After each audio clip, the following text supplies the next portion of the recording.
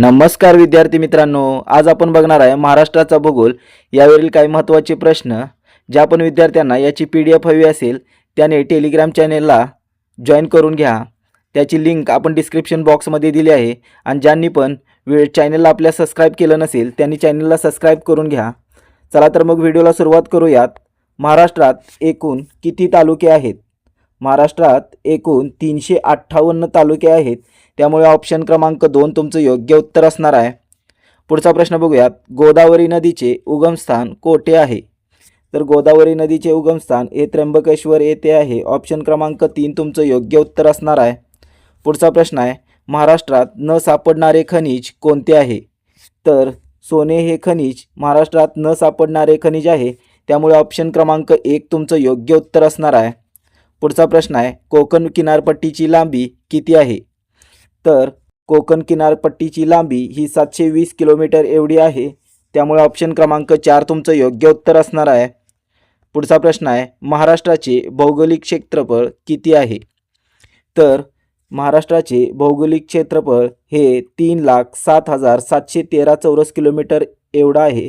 त्यामुळे ऑप्शन क्रमांक 1 तुमचं योग्य उत्तर असणार आहे. पुढचा प्रश्न बघूयात. प्रश्न क्रमांक 6, महाराष्ट्राच्या पूर्वेस कोणते राज्य आहे?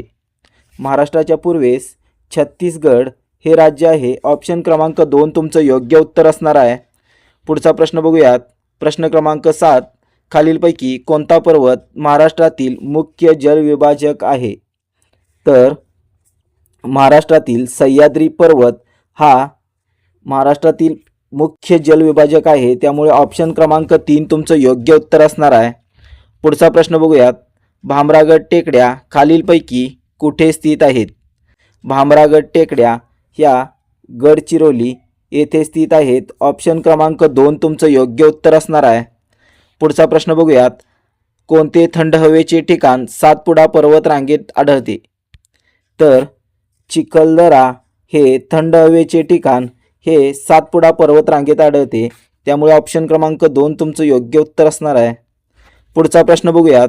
पुणे मुंबई जोडणारा घाट खालीलपैकी कोणता आहे?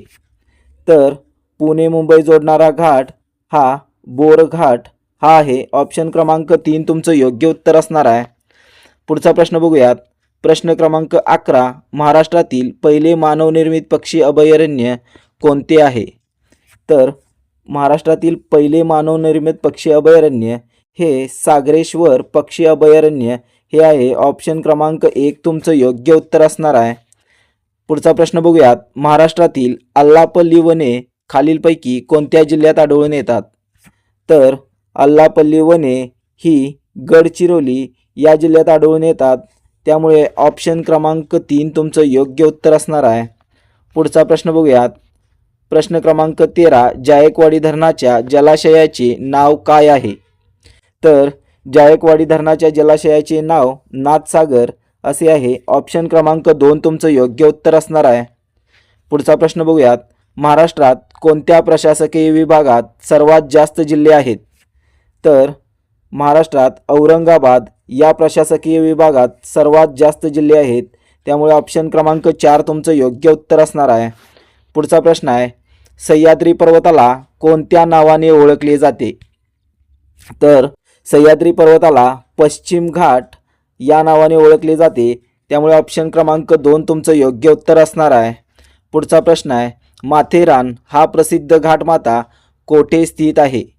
तर माथेरान हा प्रसिद्ध घाटमाता हा नेरळ येथे स्थित आहे. त्यामुळे ऑप्शन क्रमांक 2 तुमचं योग्य उत्तर असणार आहे.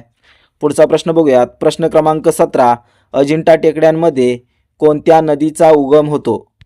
तर अजिंठा टेकड्यांमध्ये पैनगंगा या नदीचा उगम होतो. त्यामुळे ऑप्शन क्रमांक 1 तुमचं योग्य उत्तर असणार आहे. पुढचा प्रश्न बघूयात. प्रश्न क्रमांक 18, कोणत्या नदीच्या काठावर देहू आळंदी हे तीर्थक्षेत्र आहे? तर इंद्रायणी या नदीच्या काठावर देहू आणि आळंदी हे तीर्थक्षेत्र आहे. त्यामुळे ऑप्शन क्रमांक 3 तुमचं योग्य उत्तर असणार आहे. पुढचा प्रश्न आहे, पूर्वीच्या कुलाबा जिल्ह्याचे नामांतरण काय करण्यात आले आहे? तर पूर्वीच्या कुलाबा जिल्ह्याचे नामांतरण हे रायगड असे करण्यात आले आहे, त्यामुळे ऑप्शन क्रमांक 2 तुमचं योग्य उत्तर असणार आहे. पुढचा प्रश्न बघूयात. महाराष्ट्राचा सर्वसाधारण आकार कसा आहे? तर महाराष्ट्राचा सर्वसाधारण आकार हा त्रिकोणाकृती असा आहे, त्यामुळे ऑप्शन क्रमांक 1 तुमचं योग्य उत्तर असणार आहे.